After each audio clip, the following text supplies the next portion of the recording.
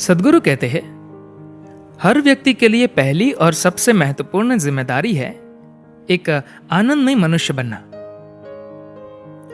इससे फर्क नहीं पड़ता कि आप जीवन में किसके पीछे जा रहे हैं, चाहे व्यापार, पैसा, परिवार या आध्यात्मिकता।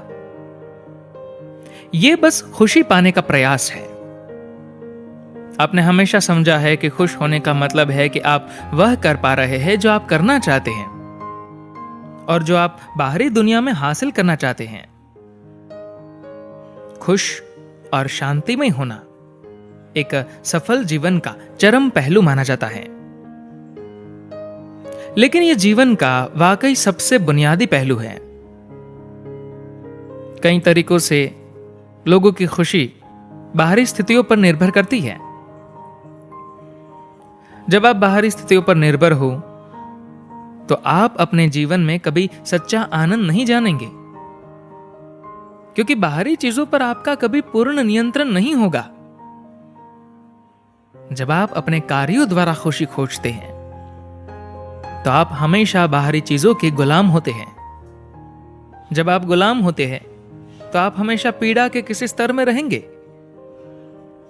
इससे फर्क नहीं पड़ता कि किसी व्यक्ति के पास क्या है, उसमें फिर भी कुछ और पाने की लालसा हर समय होगी। जब तक कि व्यक्ति को खुशी का आंतरिक आधार नहीं मिल जाता, वह हमेशा एक भिखारी की तरह जिएगा। आप अपने जीवन में जिसे भी खुशी या प्रेम या शांति समझते या अनुभव करते हैं, उसका एक खास आंतरिक आधार होता है। आज अगर आप मानसिक शांति खो देते हैं तो आपका डॉक्टर आपको एक गोली दे देगा। ये रसायन आपके शरीर के अंदर जाकर आपको शांत बना देता है, बस थोड़ी देर के लिए। या दूसरे शब्दों में जिसे आप शांति कहते हैं, वह आपके भीतर एक खास तरह की रासायनिकता है। इसी तरह से जिसे आप आनंद या प्रेम या पीड़ा या डर कहते हैं, प्रत्येक अनुभव का आपके भीतर एक रासायनिक आधार होता है। योग की पूरी प्रक्रिया आपकी आंतरिकता को पूरी तरह से आपके नियंत्रण में लाने के लिए है। यह बाहरी दासता की अवस्था से आंतरिक पूर्णता की ओर, जो असीमता की अवस्था है, जाने की संभावना है। अगर आपकी आंतरिक प्रकृति असीम है तो आपका जीवन भी असीम है।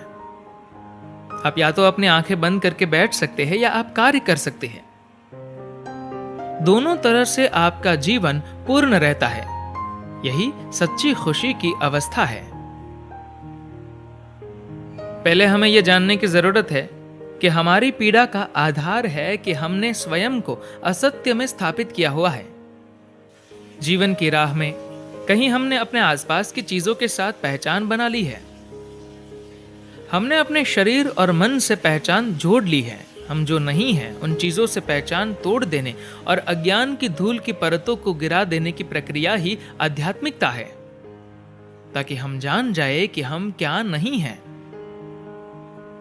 जब वह पूरा हो जाता है तो हम ऐसी चीज पर पहुंचते हैं जिसे नकारा नहीं जा सकता। ये बोध दिव्यता को पहचानना होगा और हम देखेंगे कि दुनिया में पीड़ा का कोई कारण नहीं है। धन्यवाद।